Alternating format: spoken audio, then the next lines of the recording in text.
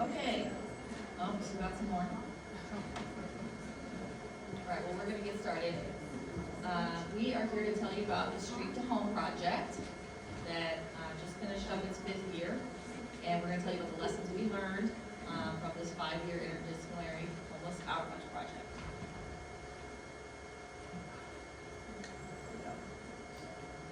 All right, so this project was a 5-year SAMHSA grant. It was intended to house individuals who are experiencing homelessness. Our goal over the 5 years was to enroll 300 participants across 5 years and to move 150 of them into permanent housing. The team was made, it was interdisciplinary, so we had staff from OPCS, which is our agency, Navigator, peer support specialist, peer guide, which is a unique role, which we'll tell you more about. And then from our partner at LBO, we had a behavioral health consultant, medical assistant, nurse practitioner, and then we provide case manager, yeah? They have. Oh, yeah, okay. And then occasionally students.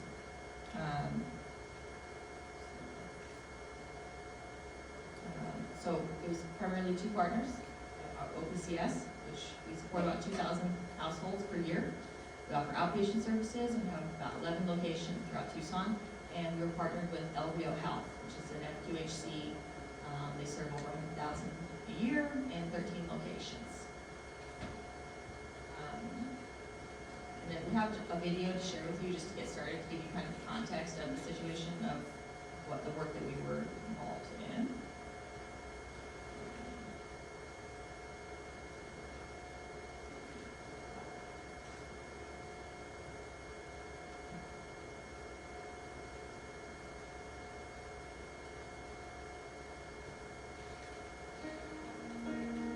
We're really at a crisis right now when it comes to unsheltered homelessness in our community.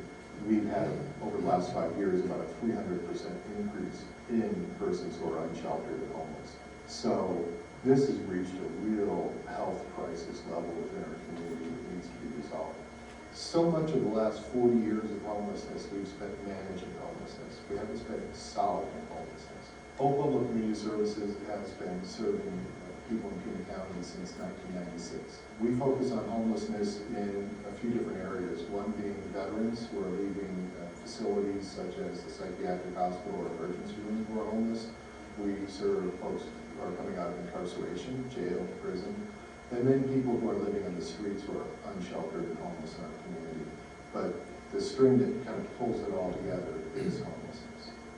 So people get help from OPCS typically through our outreach team, which is out in the community. We have an integrated medical and physical health and behavioral health outreach team that's out in the community every day, and housing navigators that help people get into shelter and into permanent housing. OPCS is different in the sense that we do adhere to the Housing First model. They're not going to be able to work on their mental illness if they don't have a place that they're able to stay where they're safe and they know that they'll have their basic needs met. Next year, we'll be opening the Center for Housing First. And the Center for Housing First is the epicenter for growth of Housing First within Tucson. So the Center for Housing First will allow us to increase the amount of Housing First services within Tucson by about 40%. That includes employment, case management, behavioral health services, everything people need to be able to get off the streets, get into an apartment, and stay in that apartment and be successful. So when people move into their own apartment, that's not where it ends. We have permanent housing case managers who are out there who are helping people be good tenants, number one, and then to improve their health and wellness and to monitor their support and their needs. So someone might be with us 2 weeks, they may be with us 60 days, they may be with us a year in one of our shelter programs. They should leave when it's the right time for them to leave and they're going to be successful. And it's really a matter of opportunity. It's not so much that we have to change someone. We just need to be able to provide the opportunity and the ingredients for them to change. There's a few different ways that you can support OPCS in our work. One is to donate. You can give on our website. It's probably enough. I don't think we need you to donate for this presentation.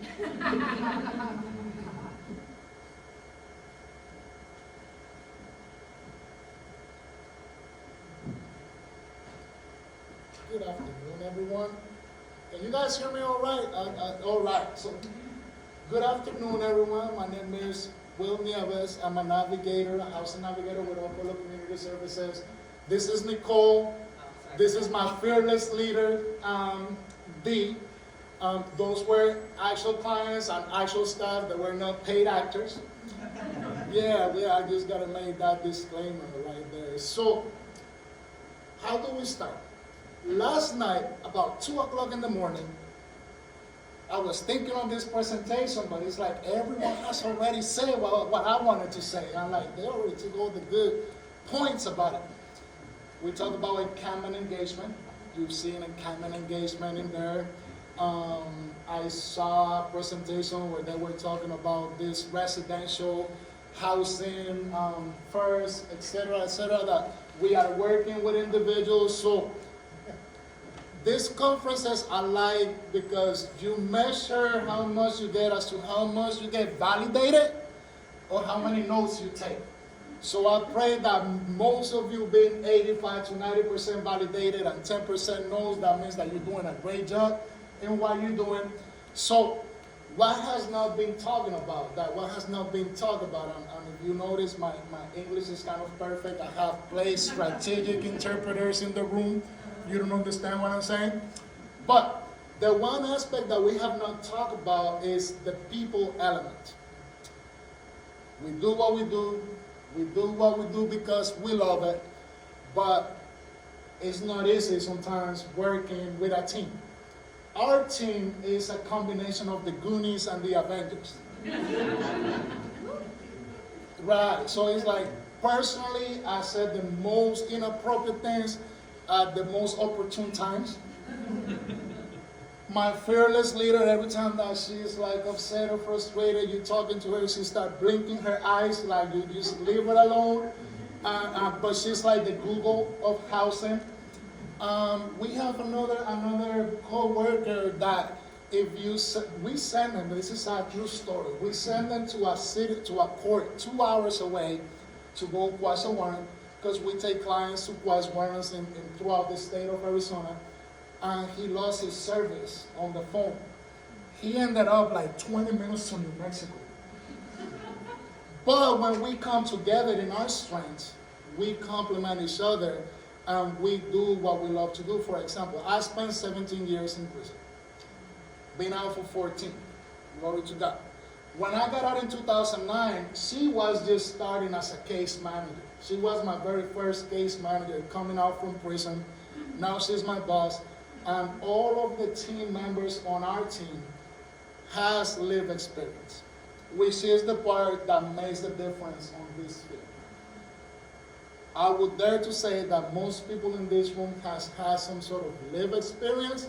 And if you did not have lived experience, you've had someone close to you, a son, a daughter, a mother, a father, an uncle, an auntie, that has lived experience, and that's why you are in the work that you do to make a difference. So that's kind of like what we do. We talk about the pure guys because we come from the bottom. We know what it's like to be there. So the main approach that we are dealers of hope.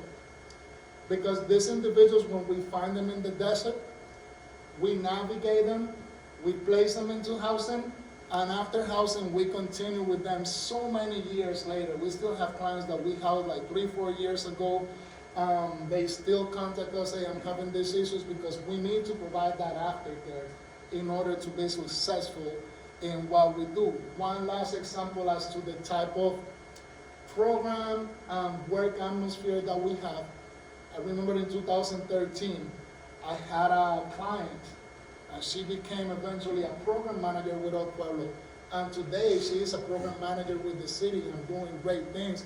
So this is what we do. Just bring value to the table, because each and every single one of you have value, but at the same time understand the value that these individuals that we serve out there have, because we never know which one of them will be the next Housing First Director in any type of county. And I'm going to go and sit down before I start blinking over here, okay?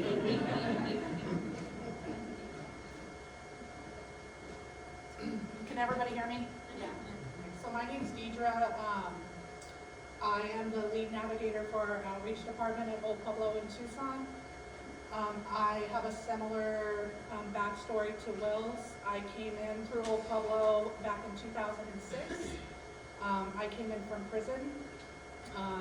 It took me going to prison for me to not be homeless and to learn how to be in recovery. So I have a lot of lived experience there, not here in Mesa, but in Phoenix. So I just chose to go to Tucson to kind of give myself a little break from it. So what do?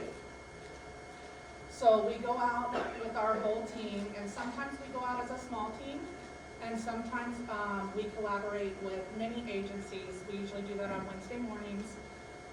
There's usually about 40 to 50 of us, people from the city, people from the other agencies, people from behavioral health services, people from detox, and so we go out to the encampments. We complete housing assessments, which are VI SPDACs, with these folks. Our criteria was a 14 or higher because we wanted to take our most vulnerable population. We did partner, we had another grant that was rolling along with this one, which was called H3. And it targeted an 11 to a 13. So we tried to, so that way we had something to fall back on if we ran into somebody that didn't quite meet the criteria for this grant. So we had options, right? If we had shelter beds, it was their choice if they wanted to go to shelter. If they wanted us to work with them from the streets, we did that as well. We probably were, I would say 25% of our people were enrolled from the streets. So then we would get them enrolled in services, we would make them housing ready, so IDs, socials, birth certificates, warrant quashes, just anything that they needed help with. If they didn't have benefits, we helped them with that. We continued to go to court with them. We have a criminal justice advocate that works on our team as well. So if it was something that was outside of our scope that we knew, then we would send them to her. And then we would move them into permanent supportive housing. And so how did we do that? So the city of Tucson played a big part in that for us. They have a thing called a Housing Choice Voucher, or HPP. So it's like a specialty Section 8 voucher, and they were really generous with us with the amount of referrals that they let us provide to them. So many of our folks went into those specialty vouchers. Some of our folks got pulled through coordinated entry, and some of those folks went into some of our permanent supportive housing programs. Oh, I'm not your guy. Oh, shit. Sorry. Okay. So in this grant, we initially, when we talked about peer guides, we targeted people that were living in these encampments. So whoever, it was hard to pick who it was. Usually it was whoever ran up to us first, you know. We would pay them daily for 2.5 hours of work, and we just found that if we had somebody with us that knew the encampment, it was easier for us to break the ice, and then we would just keep going back to that encampment, back with the same peer guide. But it grew into eventually us pulling peer guides of people that were housed, that we housed. So we still did like a combination of both of those things, and it worked out well. They knew where people were at. You know, even if we didn't know, oh, there's 20 people living in this tunnel down here, so maybe we should go down there. So it worked out really well. We also did that in our H3 grant, and that worked out well. So, yeah. And just to provide some context, we differentiate between peer guides and peer support specialists. Peer guides are not employed by our agency. We provided them essentially with day labor, a low barrier employment in a sense, because we pay them that daily rate, and because they already had trust in the community we were trying to help, they would help our team navigate that situation and try to pull people into services. And those funds came from our grant. Yes. Yeah, through SAMHSA.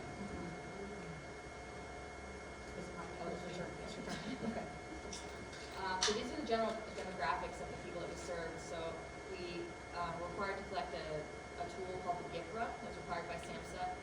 That was done at intake and a 6-month follow-up.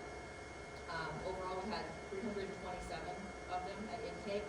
A little more than half were female, just under half were male, and 2.5% identified as transgender. 36% Hispanic, 8 Black African American, 50% white, so on. 5.8% American Indian, and then about half of the people that came into the program screened positive for substance use disorder.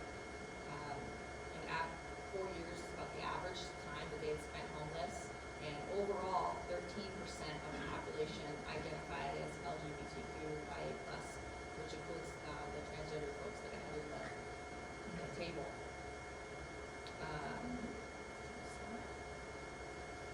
So in terms of successes, because we just finished up these 5 years of the grant, ultimately we contacted over 2,200 individuals with the outreach team contacted them. Our goal for the grant was to enroll 300 people in the program. We ended up enrolling 327. Again, our goal was to house 150 of them, but we ended up housing 260. Good job, guys. You could clap if you need to.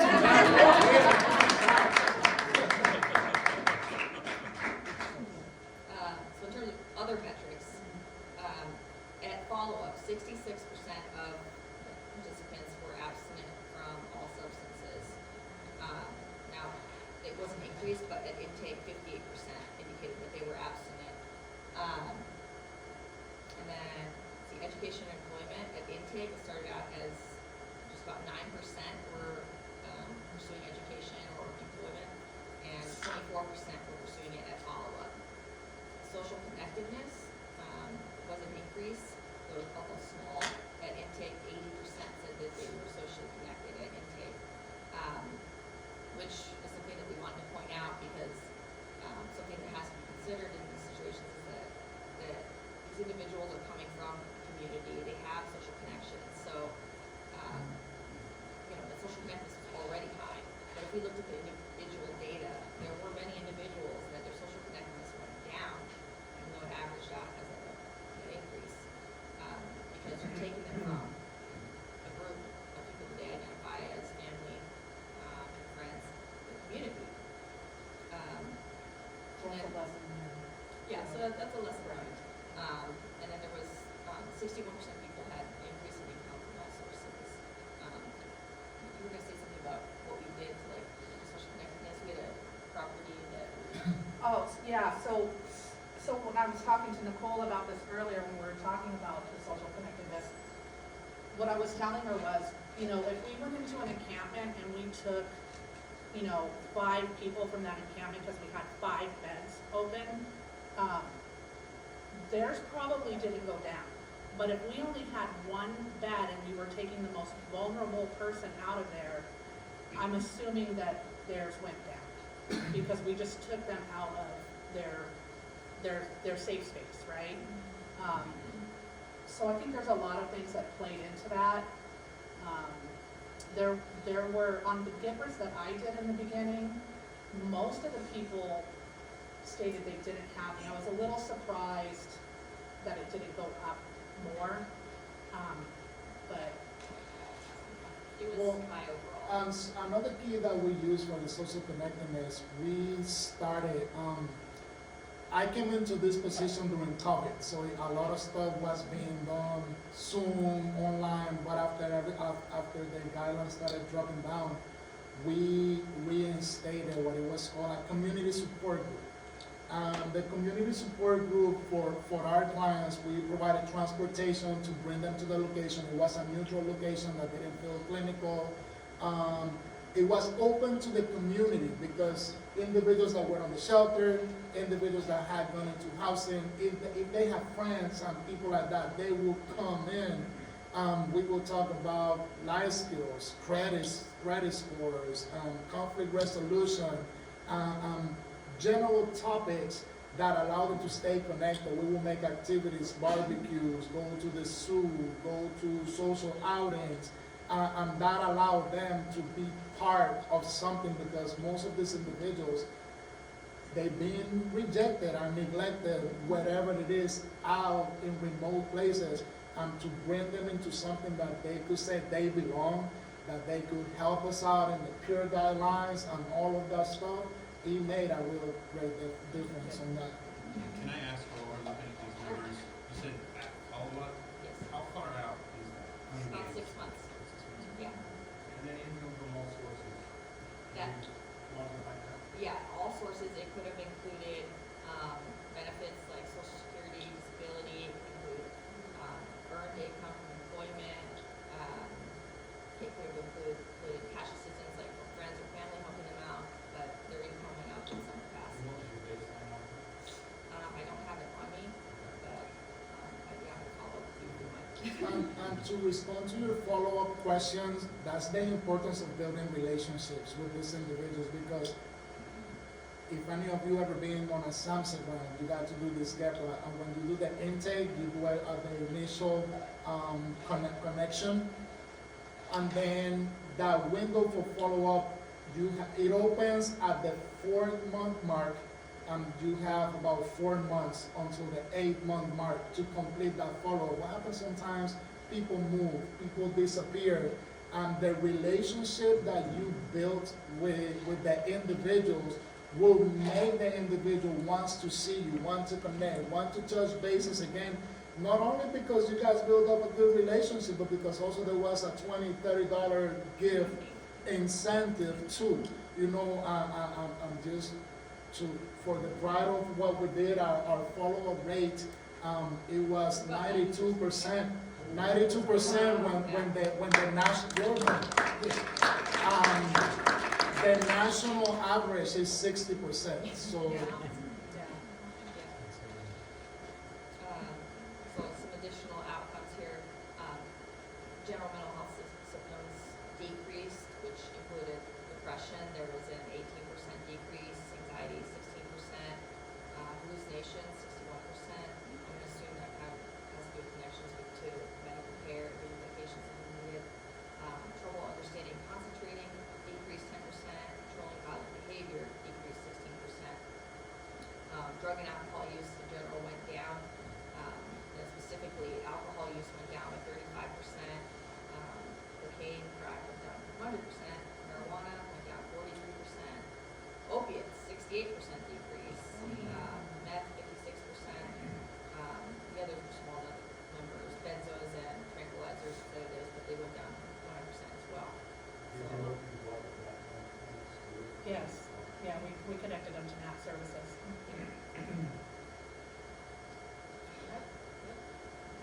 Challenges, none. Right. Oh, No, hard. something about challenges. Like this particular program, it was only Dee and myself, because our other team members, they were in the side of the H3 that she mentioned earlier. And then the third part of the team was medical, so they didn't really get engaged in the part of the get price, the follow-ups, the housing part of it. I'm working on other programs right now. It's like, besides working at Old Pueblo, I run my own transitional reentry program. I do other jobs with the city of Tucson, because this ended, so we already moved to another one that is called MDOT, comes from Multidisciplinary Outreach Team, which is we got it from this. So, challenges is educating the community, because when we talk about homelessness, it's a coin. And on one side of that coin, you have individuals that have the short end of the stick at one point in life. An eviction, a crappy deal with rapid rehousing. She laughs. This is our SMRS people. A crappy deal with the rapid rehousing that at 3 months, that whatever organization stop paying, and they end up in the desert. We, in this room, we miss one paycheck and we'll become part of that side of that coin. will be the ones receiving services from this stuff. Now you have the other side of that coin, and the other side of that coin, then you have the crime, then you have the substance abuse, then you have the things somebody mentioned, cleaning up poop. Somebody mentioned earlier at the breakout. So the biggest challenges is to educate the community, to get community involved, because like I said at the beginning, these are also people. And that side of the coin that seems a lot more negative has to do with the substance abuse, has to do with mental illness, and it needs a special deal of attention to work with those a little more. Because if we find ourselves in that situation, we're going to do what we got to do. We're going to go to our appointments. We're going to do like whatever we have to do so that we and our family don't end up in the street. So along the lines of these challenges, I'm an individual that just tell me that it cannot be done and give me 24 hours. And I'll bring you the results or whatever. That's my Avenger part to my Goonie part that I mentioned to you earlier. So when it comes to the program related, the one challenge that we faced, it was we house so many people that we ran out of Section 8 vouchers. Section 8 vouchers, at least in Tucson, I don't know in your cities, but we've been frozen for at least the last 6 months. So that has put a block on shelters, because the shelters are full, there's not a flow, so it is, which is what now the MDOT started, where we're going out into the deserts and doing the case management in the desert, and lowering down the barriers in the desert, birth certificates, IDs, social security cards, for those of you that might find a client and they don't have any form of ID. Step number one is birth certificate, vital check, and if you don't have the documentation to notarize the paperwork, when the vital check gives you the stuff, you make a phone call, and you don't need to notarize because they got ways to validate the identity. And you get the birth certificate, then you get the ID, then you get, so it's an easy process. Just don't let nobody tell you that it's difficult, that it's hard, because if you want to do it, you will do it. And then the warrants part was complicated. The warrants part was complicated because sometimes we have warrants out of state, and they are a little more complicated to navigate. I'll say that with out of state, we have about a 60-65% success rate on quashing those. Anything on the state, we'll send our New Mexico driver to take you to Douglas or anywhere, you know what I mean, no matter how long it takes him to go there. And then along the lines of warrants, you quash the warrant this week, the process takes a little longer, so you gotta take them to quash the warrant again maybe 5 times within a 2-month time frame, because they're not keeping with the court appointments and whatnot. So when it comes to challenges, those are the ones that for me stand out the most, because working with the landlords have this stigma of like, no, well, they're gonna trash my place and whatnot, but when you build up the relationship and you know how to filter and match the tenant to the landlord, you could do a better job than just trying to get a 3-level client to a 10-star apartment. You know, it's just, it's like the same thing with the vouchers. You got $1,100 to get a 1-bedroom apartment, but clients want a $1,600 apartment up in the Carolinas, for those of you that are from Tucson. So it just, we need to match and we need to assess what is the need and what is realistic in order to help them, because then that good side of the coin, you take them to a tent with air conditioning, and they're grateful for that because they're no longer under the sun or under the elements, figuratively speaking. So when it comes to challenges, that's just what I think, unless either one of you can think of any others. I have a quick question. Yeah.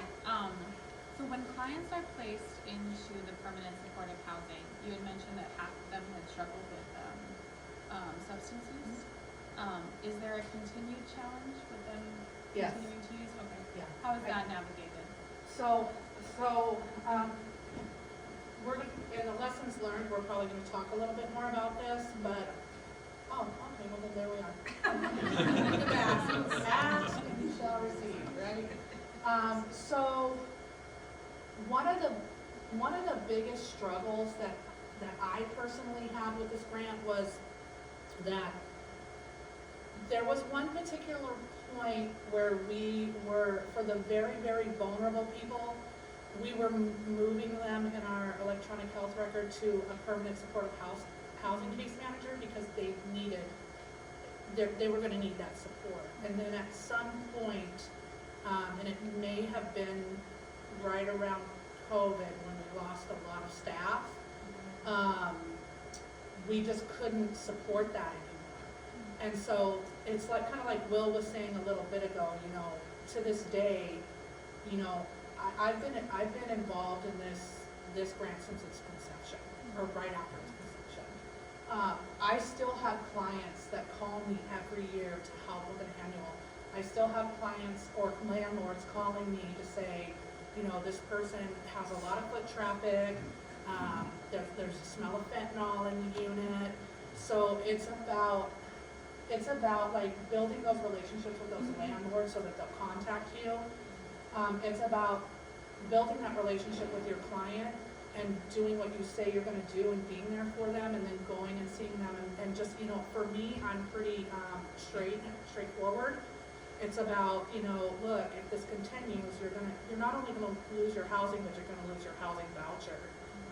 The city of Tucson is pretty good about taking that stuff into consideration before pulling their actual voucher. And I'm not gonna lie, people did lose their vouchers. They just did not wanna stop using, and that, I would say that was a percentage of it, but the other part of it was they were treating their apartment like an encampment. So, you know, oh, my friend's here now, they didn't want them out on the street, and I get that. So some people lost their vouchers over that.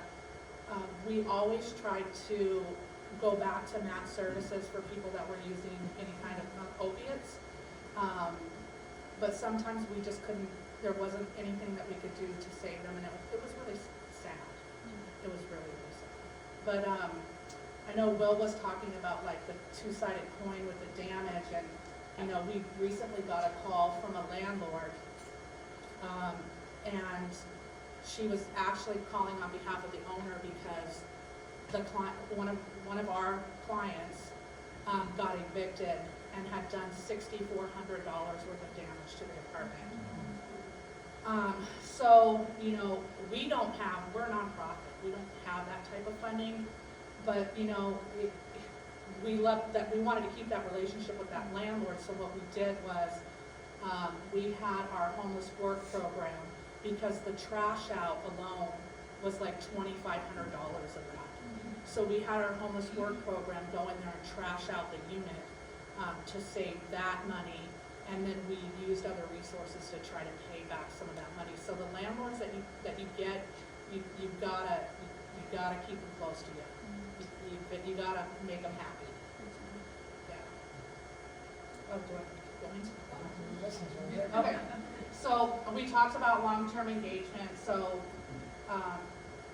I would say, you know, that if we wrote another grant in this capacity, that we would put that long-term case management, and for anybody who wanted it, right? I mean, most people didn't want it, but there was, you know, some elderly, you know, folks that needed assistance.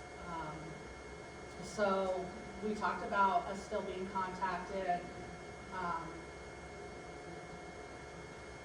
We talked about engaging with past participants. So when people did get evicted, and if we didn't find out about it from the client or the landlord, and we just ran back out into on the street again, we would contact the city of Tucson to see if they were still eligible to be re-referred. And then if they were, we would get them re-referred and then rehouse them. So, which was difficult because then they had a current eviction. So landlords, so pre-negotiations with transparency to obtain a pool of landlords. So if I would have known what I was getting myself into prior to me getting into it, I would have reached out to as many landlords and as many agencies to get these resources and these connections, because we want to put them in as quick as we can, right? I don't want somebody sitting, like we're waiting for a voucher for 4 months because of criminal stuff or what, I don't want them sitting on the street for 4 months. So if I did it again, which I'm sure we will, then I'm there now, you know what I mean? Like, it took me 5 years to get there, but I'm there. So, and then the other thing was, what was the other thing that I was gonna talk about? I told you, okay, so resources. Resources are, that was the other thing I was gonna talk about. So,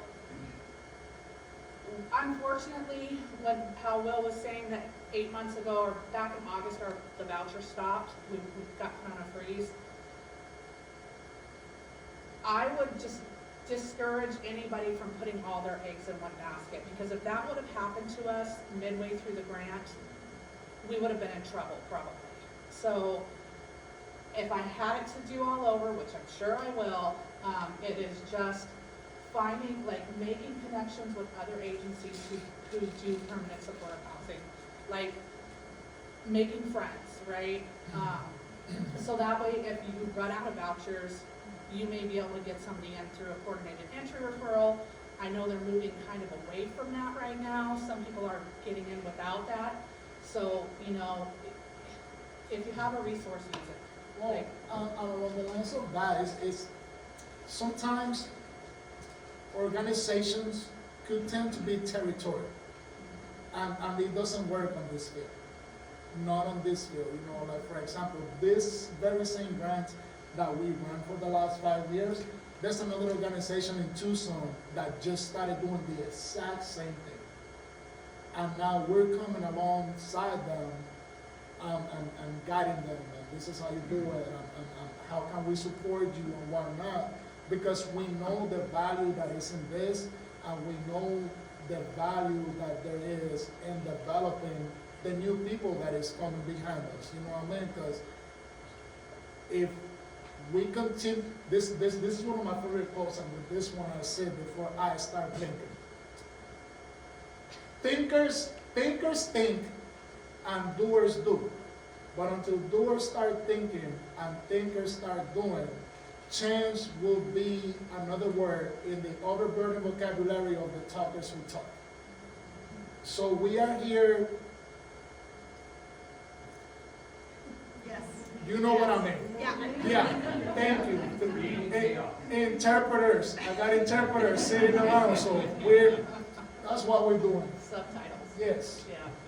Yeah, so that's kind of our call to action, like, look for ways to increase funding, increase resources, collaboration, and, find ways to not put all your eggs in one basket.